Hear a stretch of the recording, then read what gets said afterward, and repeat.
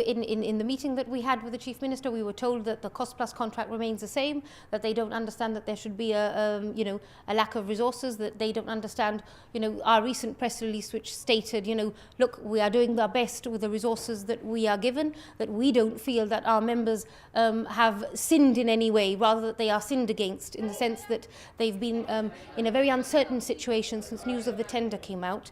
They've been working really hard with ever decreasing resources.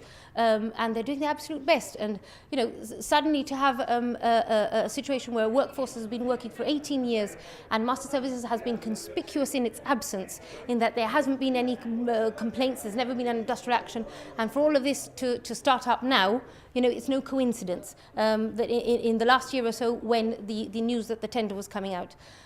So really, yes, to put forward the situation of the worker, because on the one hand we're told that the cost plus contracts remains the same, that it's very, very good for the company, not so good for the taxpayer.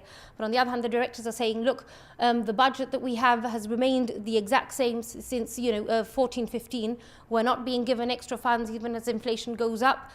People would very much like to have all their terms and conditions being respected. Not only the ones which are covered by legislation, but other terms which have been acquired after X number of years. Perhaps what would be a good idea is for the next contract to be subject to public scrutiny, in the sense that it would be a win-win for everyone, because we as representatives of the workforce would know exactly what's what, and we wouldn't be in this uncertain situation. If this contract has been more of a capitalist nature, that we should move forward, and I think ensure that the next contract is more of a socialist nature, and it's actually really, really good for the worker, because ultimately it is the worker that's keeping Gibraltar clean. And it's these same workers who have been kept Gibraltar clean for the last 18 years. We have many, many members who are long-term MasterServices employees and who've been doing the same job for the last 18 years. And I think that those people should be celebrated and not criticised. And the ones that are suffering are the taxpayer, including us, because at the end of the day we all pay tax. And the way I see it is, if you get rid of the middleman, the taxpayer saves money, regardless, in any situation.